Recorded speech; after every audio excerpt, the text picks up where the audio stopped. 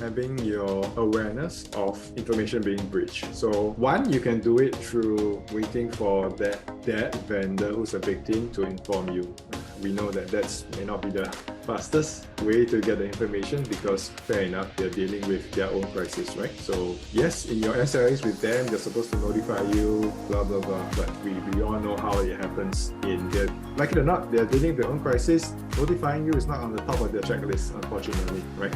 So I think firstly, even knowing your information is out there. So I think you need to leverage either your third-party teams or, if you have your in-house threat intelligence team that does real-time monitoring, or even they leverage vendors who are forums, dark webs on the possible breach of your data.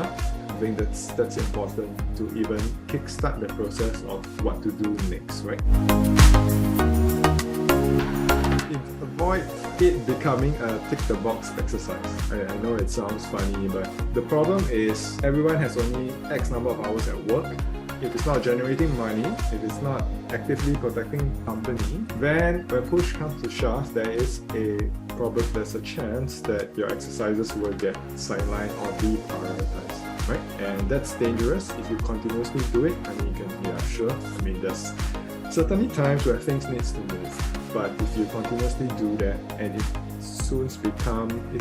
continuously becomes sidelined, then you'll lose the edge when you need to respond. I think that's a danger and that's what happens to business continuity exercises, unfortunately, over the I don't know how long it has been. You have that sort of culture towards exercises that just sucks away the value of it. So I think that's unfortunate and something that you have to watch really carefully. The moment people go through the motions, the moment people simulate during a simulation, okay, really, there's no point in doing that anymore.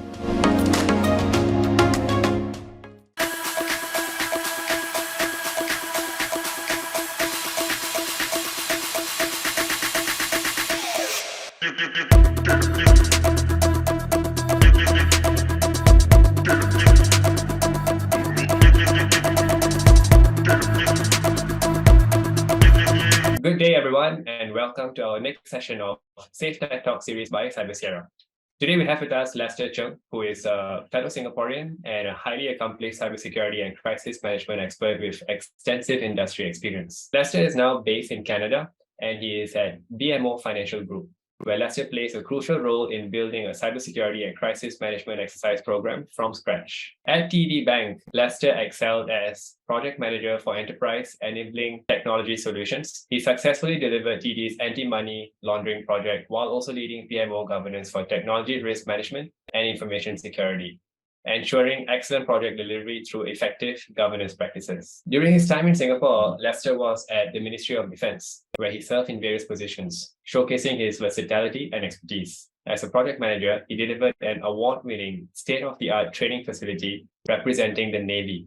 Lester also served as the head of training for the Littoral Mission Vessel Squadron, where he designed and delivered a turnkey training solution for 8 new ships. Lester Chng possesses a strong educational background, holding a bachelor's degree in psychology from the University of Western Australia.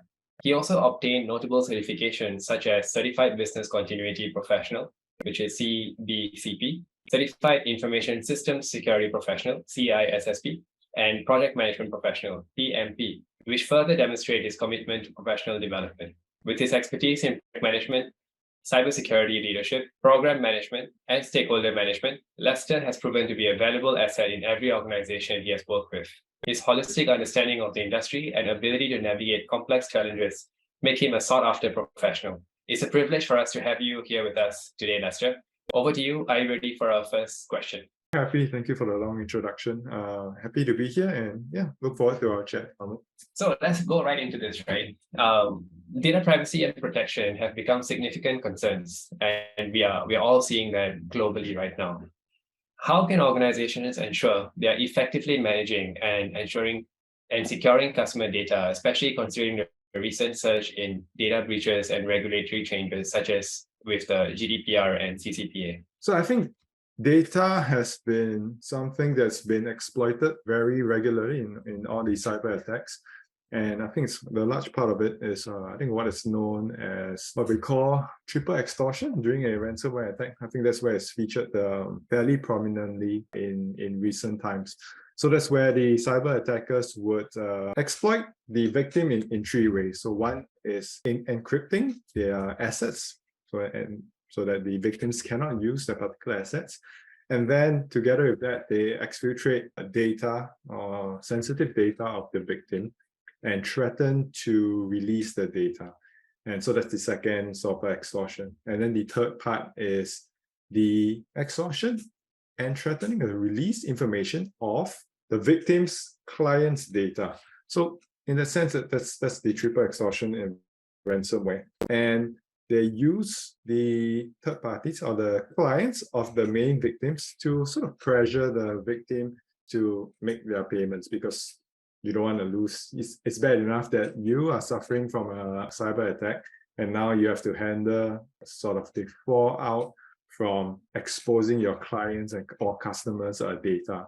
So a lot of the cyber attacks leverage that and sort of put pressure on the victim to force them to pay, or at least come to the table to discuss about payments of a ransom. So I think data has been sort of weaponized by threat actors, which is inevitable, right? Data is now so precious to all companies alike, and now as long as something is precious, it's going to be exploited, unfortunately.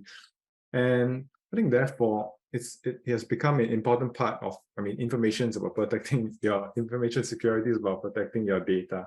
So I think it's inevitable that this has become a very important part in protecting your information, as well as knowing how to react, or even knowing when your data is being lost. Yeah. Thanks for sharing on this. Can we double click a little bit into what you mentioned about this triple threat? Could you just help us outline the triple threat? And is this especially observed in the ransomware scene, or is it beyond ransomware? You're seeing these triple threats. No. So what I mean is that, right, previously it used to be ransomware alone, like you encrypt the assets so that the company cannot use the assets. So it's just essentially downtime to the business. Then it evolved to inclusion of encryption and exfiltration of sensitive data to sort of force the victim to pay a ransom. And then now there's a sort of a third layer where they attack a company that deals with a lot of data with their clients, whether it's client sensitive data, or even we see in some SaaS companies, they provide software to large companies. That sort of leads to a bit of like supply chain effects. But I think therein lies the triple extortion, the encryption of assets, threatening of releasing of companies' data, and then the client's data. So all in all, it's just trying to essentially force a payday. Interesting. One of the earlier folks that I was speaking with for this series as well, she's a lawyer. What she was telling us is data is definitely the new oil, that's for sure, but it's also the new kryptonite.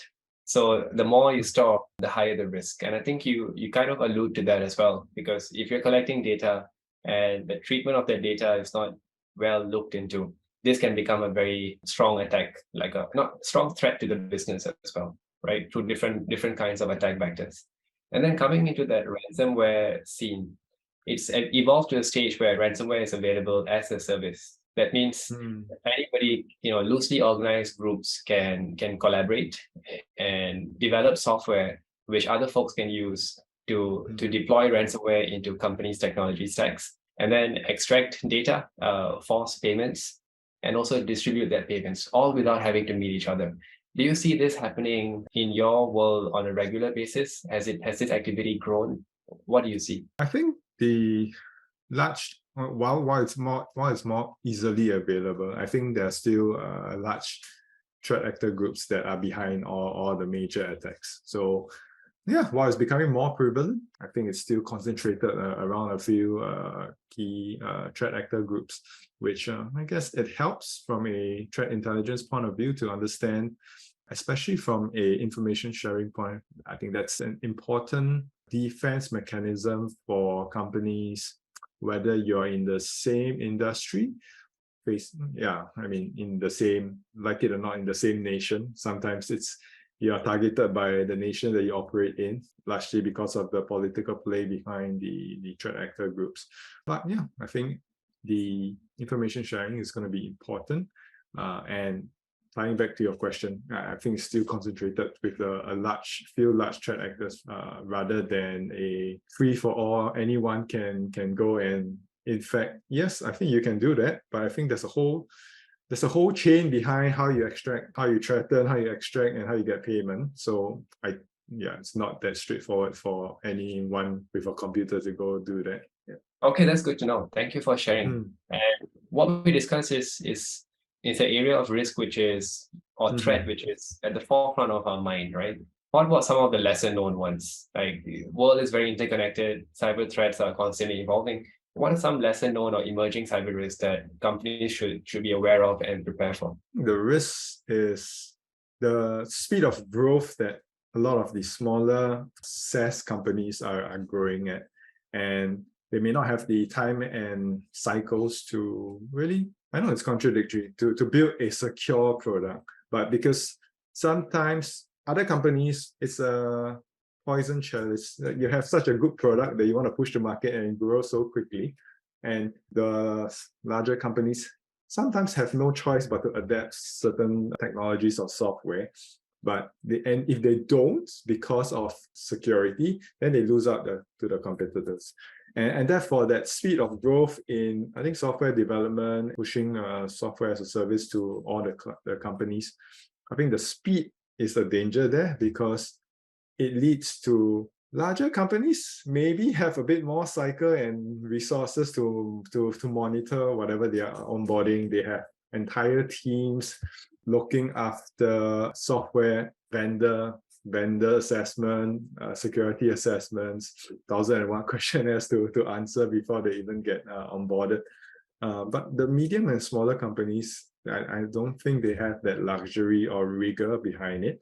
And therefore, that leads to, I think we've seen a bit of a third-party supply chain risk, where one large SaaS provider gets infected by malicious code, uploads their updates to everyone that's using it.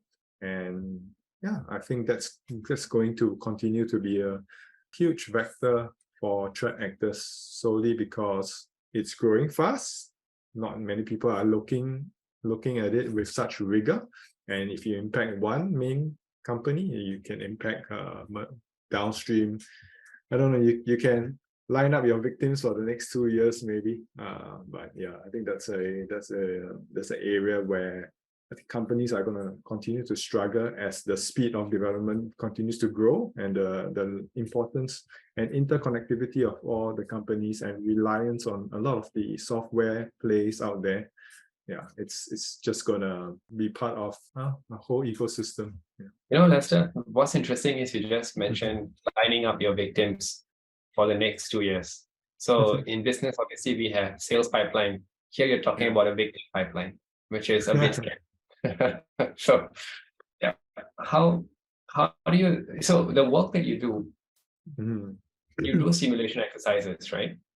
Can you share more about the work that you do? We'd love to understand how you get businesses prepared for cyber risk. Sure. So what I do is I design and conduct exercises for companies to sort of enhance their preparedness as well as resilience towards cyber and crisis attacks. So I think that when people hear exercises, tabletop exercises, it has sort of a bad name to it, because people feel that, it's just regulatory tasks that they have to perform whatever once a year, and then regulators see that you have checked the box and you live on for another year. But I think the industry is changing its mindset slightly about the value that exercises bring to the company. And I think there are a few factors. One is people are realizing that cyber attacks no longer a if but a when. And if you have that mindset, then you best be prepared. You can you can transform you can embark and invest as much money as you want in your entire cyber transformation program. But if it's not 100% protection or guarantee, then it behooves you, there's no reason why you shouldn't prepare for a bad day. And to do so, either you suffer a bad day and learn from it, or you go through a realistic and rigorous exercise. On the outcome, you may not have all the answers, which is fine, but at least you are fully aware of where the gaps are, where the roles and responsibilities lie, who needs to call whom in such an incident, who is making decisions. All those questions going to contribute to your fumble in a crisis if you don't get it right. So I think exercises are really important to be able to, especially at the decision makers, whoever's making decisions. It's going to be a very stressful time making decisions under pressure during a cyber attack. And running exercises buy you the time as well as clarity of mind to make the best decision that your company needs you to make in times of crisis. So yeah, so I think the industry as a whole is changing its attitude towards exercises. I'm doing my part to try and shift it from a check the box exercise where people really don't get engaged by it to something that after an exercise, people feel that, yeah, they have gained significant value. They have understood some of the risks. They lived through a time crunch exercise where they need to make decisions. They walk away with a ton of questions that they have to go figure out, whether that spins off into different projects, spins off into even whole projects, or even just simple things like, okay, go sort your team out together. If next time this happens, who needs to provide you the information so that you can make the best decision? The vendor, are we going to call the vendor for the first time in a crisis, or do we want to call them first? And just align that whatever we have as a company that we think, we assume things are in our ducks are lined up. We assume that, for example, we assume that we can switch off our network or isolate networks in half an hour. Then but you haven't spoken to your networks team before. Your networks team haven't spoken to the vendor before. And there are a lot of assumptions being made along the way, especially in IR plans, in playbooks. There's a ton of assumptions in there that you wouldn't even realize until you really step through and you ask yourself difficult questions in a stressful simulated scenario. All these gaps will start to come up. And then that's where at least you know where the gaps are, so that, touch wood, when it does happen, and hopefully you would have thought through it. If not the exact incident, at least you would have built that inquisitive mind and not thinking that assuming everything will happen as spoken. Yeah, so it's really planning itself is important. Running through the exercise is important to build your muscle memory, to build the familiarity with people that you assume you speak to on a daily basis. But it's especially in large companies, most teams don't speak to each other because there's no reason to speak to each other, right? And you don't want first time that your security operations team is speaking to your database team first time in an incident. So yeah, running exercises helps to bring those teams together. If any, they get to know who's on the other side of the table. Hopefully, yeah, trying to change the mentality of our exercises for the industry as a whole. I think there's a lot of progress being made there, especially in the adoption of operational resilience. I think that's one area that's going to continue to emphasize the needs for rigorous exercising rather than staying at the theoretical plane of a risk assessment. So Lester, what you just shared is so interesting. This use, please correct me if I'm wrong, right? I'm just thinking out loud. This used to exist in the domain of war gaming. So you prepare for war by doing all these simulations. Now it is becoming the present of cybersecurity and crisis management. Because you just said earlier, right? It's not a matter of if, it's a matter of when. And you don't want to be doing things the first time when an incident happens. So the best thing to do is to invest in preparing for the crisis. And essentially what's happening is this wargaming mindset is now coming into organizations, large organizations for sure, being driven by regulatory pressure, but it's actually being taken more seriously. And do you believe also there's a good chance this will also percolate across the industry for the mid-sized organizations and potentially maybe even the smaller ones over time? Is this possible? Am I accurate in how I've read your response? I think so. And I think the unfortunate circumstances over the last couple of years, so just think of it for a while. In the last 3 years, we've been through a major pandemic, which nobody thought that would happen. I don't know. I mean, when was the previous SARS? SARS doesn't even count as such a global pandemic. But for the last 3 years, we've been through a pandemic which shifted the way companies operate, right? So that's one incident. The ongoing Russia-Ukraine conflict is also something that we didn't think would happen, but it did.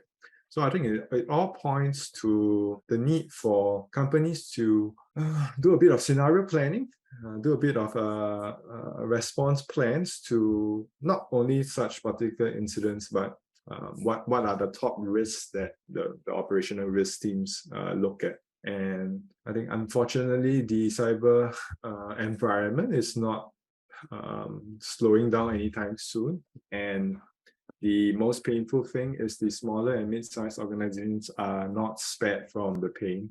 And I think, yeah, it does make sense that if you take your business seriously, then you should spend some time thinking what the biggest risks are.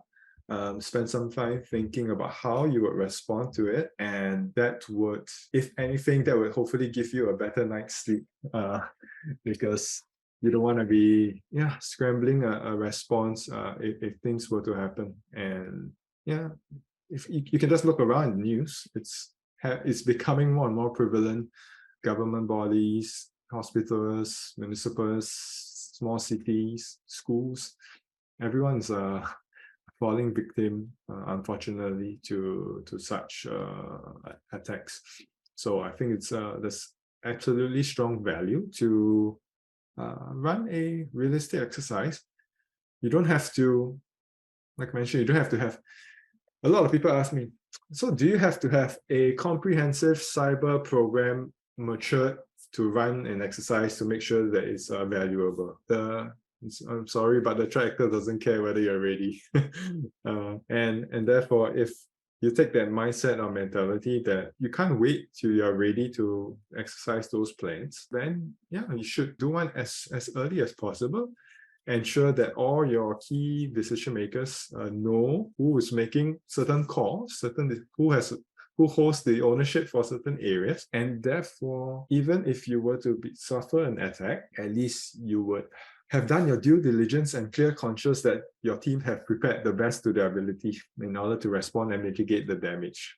And thereafter, I mean, there's no guarantee that your business will even survive, right? But if you do, at least you would have gained some, credit for emphasizing that and doing your best to be prepared to protect your business, protect your customers' data, money, partners as well. So I think it's going to be more and more important in all small and large medium businesses. So Lester, this brings me to a very natural next question, which is you've done this so many times. I'm sure in your mind is reduced to a checklist, right? I hope so. I believe so. I mean, it normally these things end up being a big checklist. It starts with one small checklist and then it becomes a much bigger one. If somebody is starting from scratch to set up their simulation program or crisis preparedness or management program, what are the top key areas to look out for when setting up this program? I think one is having clear buy-in from your stakeholders. I think it's important to ensure that you have the support, because think of it this way: a response to a cyber attack is going to take a lot of different teams to be able to respond coherently in an effective manner, right? So, for example, if you don't have a coherent response, your internal comms team may be telling something to your employees, your relationship managers may be telling something else to their clients, your governance folks or whoever's reporting to the regulators will be telling something else. And therefore it becomes a even larger crisis than it would have been, right? So my point being that, okay, you're going to need to engage a lot of people in such exercises. And therefore, whenever something takes time and money, you're going to need a lot of strong buy-in and support in order to see the full value of the exercise coming through. So I think it's key to have buy-in, stakeholder management, to have your CISO explain it to the board or your CEO at least, or why we're doing this, why do we need to do this, and to have the executive levels team support to be able to execute it. The second thing, you're going to prioritize what you're exercising, and you're going to leverage a lot on your risk management team. The risk management team is there for a reason. They're there to identify the top risks for your company. I mean, if you don't have a dedicated risk management team, then you can do that on your own. Like, ask yourself, okay, what type of incident would cause a catastrophic damage to your business? And then you can pick the top few. Nobody exercises every scenario. It's just not possible, right? Because you're in the business of running your business. You're not in the business of mitigating risks. Nobody wants to do that unless you're in the military. The military does that all the time. Yeah, but choose the top few. Risks, cyber attack, ransomware, can't really run away from that. Disruption to your supply chain, that may be one for your business continuity folks to think about. How are we going to diversify risks? Are we able to activate another supplier? Do we have a parallel agreement with someone else? So I think identifying your risk scenarios and choosing a few to exercise. Once you've done a few, you would realize that it would evolve into a crisis structure, because unless your company is huge, right? Even if your company is huge, how you manage one risk and how you manage another risk, it will look the same, right? Because it's all hands on deck. People need to, what happens in a crisis? I need information and I need decisions. That's about it, right? So the structure you would start to form your structure if you don't have a formalized structure in place. Going through the exercise will show you a need for structure of management of information and decision making. And that you realize would sort of handle the different types of scenarios that may pop up. So second is to identify the different risks that you have and prioritize what you want to exercise. Thanks for sharing this. Conversely, what are things that you observe companies doing wrong that folks should just avoid? So there's best practices and then there's maybe not so good practices, right? What should we avoid? You mean for exercises in particular? That's correct. Yeah. I think we should avoid it becoming a tick the box exercise. I know it sounds funny, but the problem is everyone has only X number of hours at work. If it's not generating money, if it's not actively protecting the company, then when push comes to shove, there's a chance that your exercises will get sidelined or deprioritized, right? And that's dangerous if you continuously do it. I mean, you can, I mean, there's certainly times where things needs to move, but if you continuously do that and it continuously becomes sidelined, then you'll lose the edge when you need to respond. And I think that's a danger and that's what happens to business continuity exercises, unfortunately, over the I don't know how long it has been. But people, you have that sort of culture towards exercises that just sucks away the value of it. So I think that's unfortunate and something that you got to watch really carefully. The moment people go through the motions, the moment people simulate doing a simulation, like, okay, then it really there's no point in doing that anymore. Okay, so make it realistic. Move away from just being a checkbox exercise, right? Yeah. Thanks for sharing this. There's one question that I had with you based on our earlier discussion today about supply chain, right? If a vendor that you're working with, if that vendor gets hacked with your data, your enterprise's data, what's the best way to deal with that situation? It's not like you got compromised, but your vendor got compromised and it's your customers' data, which makes you ultimately liable as well. Like, what's the best way to deal with this kind of situation? Both proactive and reactive. Yeah, so I think firstly is even having your awareness of information being breached. So one, you can do it through waiting for that vendor who's a victim to inform you. We know that may not be the fastest way to get the information because fair enough, they're dealing with their own crisis, right? So yes, in your SLAs with them, they're supposed to notify you, blah, blah, blah. But we all know how it happens they're, like it or not, they're dealing with their own crisis. Notifying you is not on the top of their checklist, unfortunately, right? So I think firstly, even knowing your information is out there. So I think you need to leverage, I think either your third-party teams or your own. I mean, if you have your in-house threat intelligence team that does real-time monitoring, or even they leverage vendors who are monitoring forums, dark webs on the possible breach of your data. I think that's important to even kickstart the process of what to do next, right? If you don't know, you don't know. People don't even know that their data is lost for years and years. And so that's one. So how do you find that out? So yeah, two ways: direct to the victim itself, or you have to take your own monitoring tools to be able to give you the best time to react to that. And then secondly, I think what happens usually is a lot of requests for information from the victim, right? We want to know what's their official stance on the extent of their breach or what they can do. I think it will come to a point where you have to make a guess what's out there, right? And because you can't wait, I think in most cyber investigations, there's a struggle between your security teams wanting to get full information, whatever. They want to run their full forensics. They want to get a certain 100% certainty of something is happening and they want to get evidence. Yeah, but things don't wait for you to discover everything to the full confidence before you need to make decisions, or you need to respond to, whether it's regulators, to your stakeholders, your clients, your shareholders. Someone needs to speak up. So I think that's where the next phase would be deciding who and what to tell. And I guess it's always important to just stick to the facts of what you know, and in order to keep the story straight and continue to earn the confidence of your clients and partners. Right? Thanks for sharing. And this is post-event, right? What can companies do before these things even become before the risk actually materializes, right?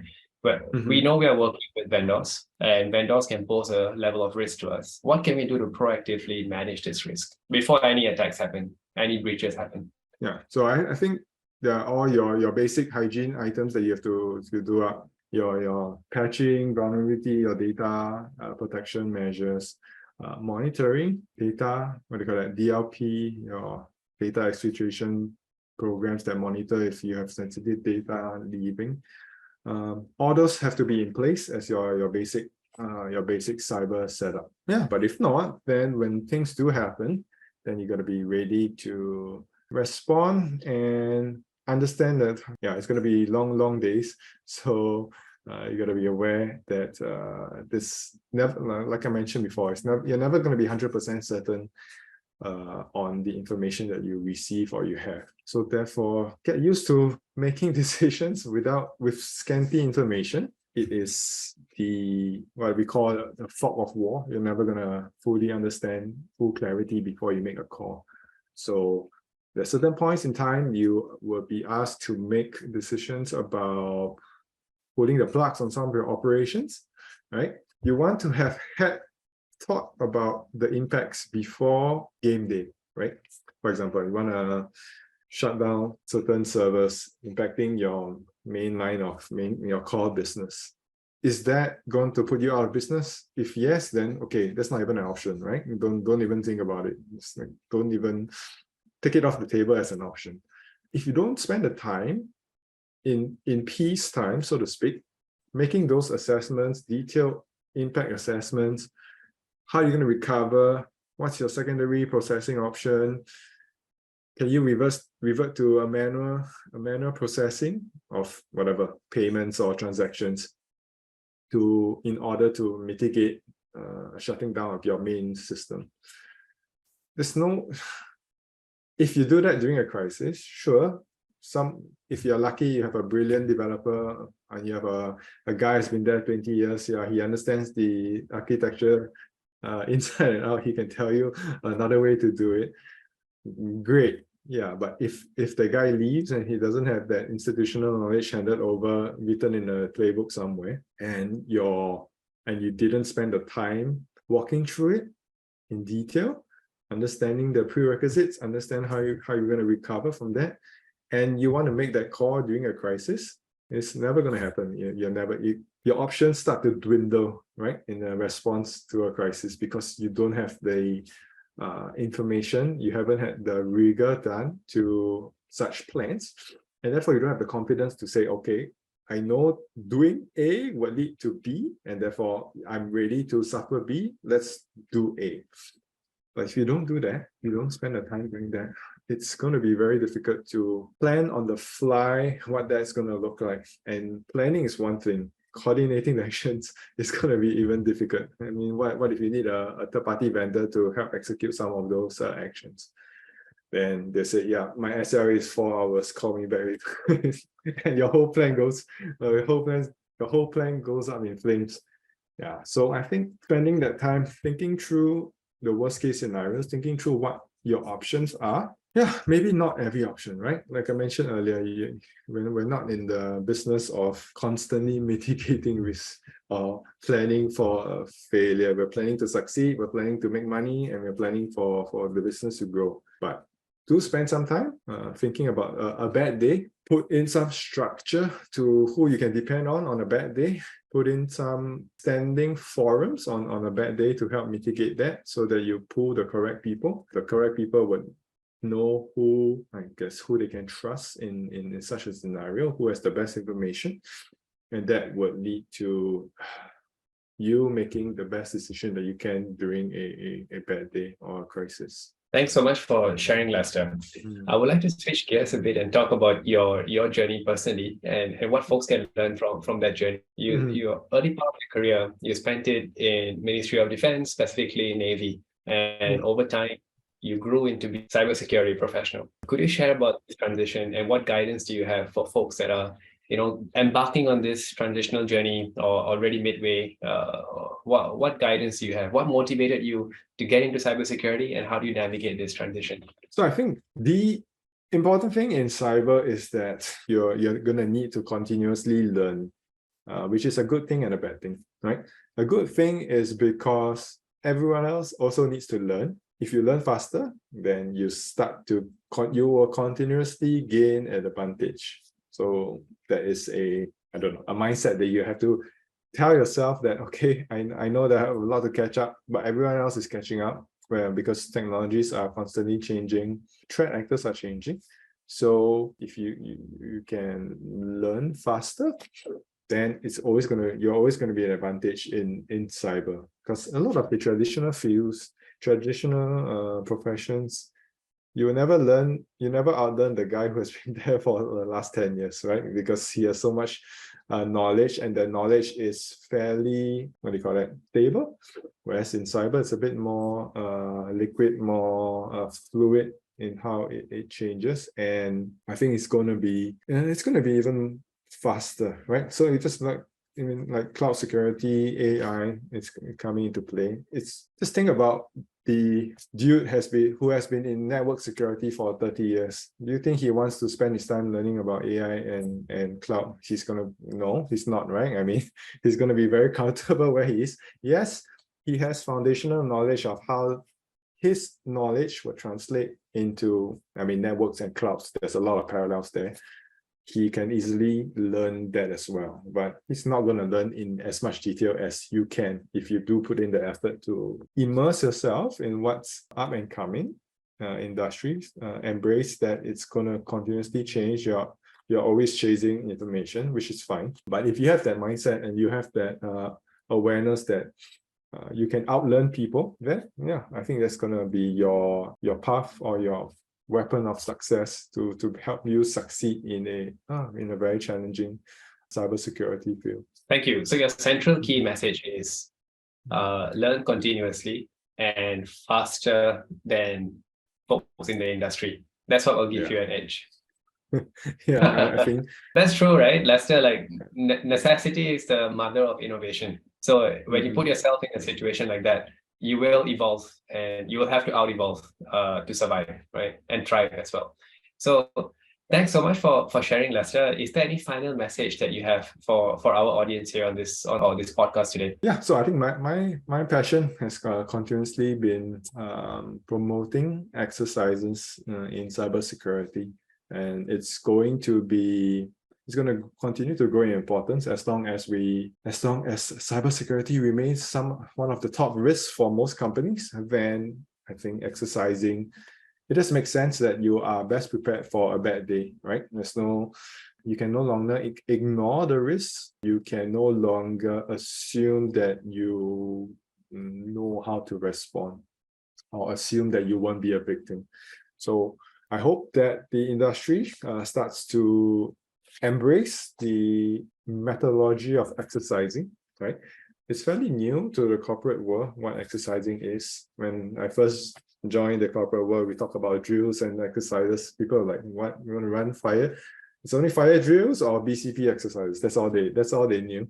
And I think the industry is starting to warm up to exercises, understanding the importance of it. And yeah, I hope that it continues to grow and people fully leverage the values of exercises so that they can either sleep better at night, or at least when they do have to touch wood respond to an incident, they would have fully given it its due diligence and rigor, that they have done their best to prepare and respond it in a coherent, integrated manner, so that they can, at the end of the day, hope their business survives any crisis and continue to grow from there. Thank you so much, Lester. Also very mindful that you are an influencer yourself in the space. You have built up a following, which is pretty sizable. So for more folks to find and follow you, what is the best way to reach you? Yeah, you can always connect with me, drop me a message on LinkedIn, like what Pramodh mentioned. I'm fairly active there. I'm also a very strong advocate for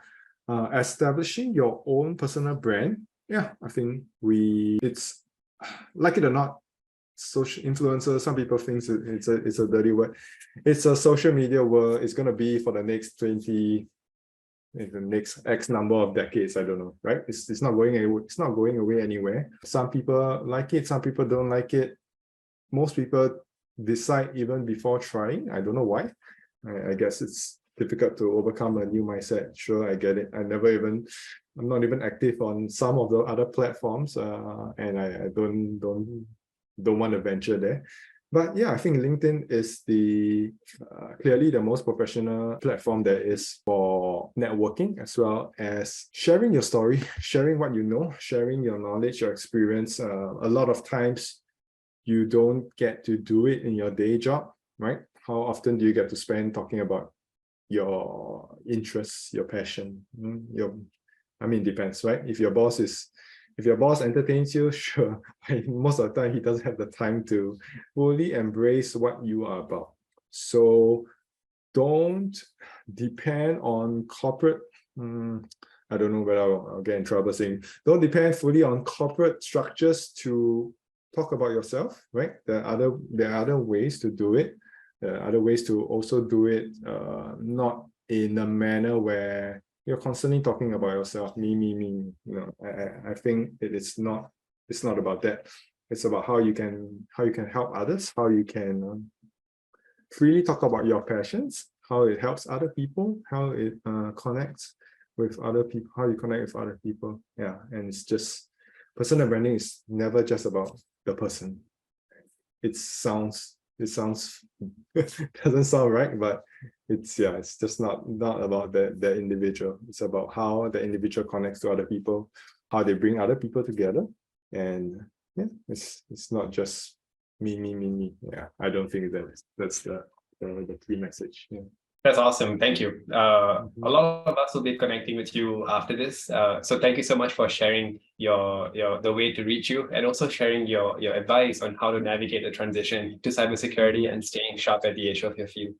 With this, unfortunately, we are at the end of the show. But Lester, I think we have enough material potentially for a second part. Let us discuss that next. But thank you so much for your time today, Lester. Thank you, Pramodh. Thank you so much for having me. And yeah, I'm always happy to chat and share. Thank you.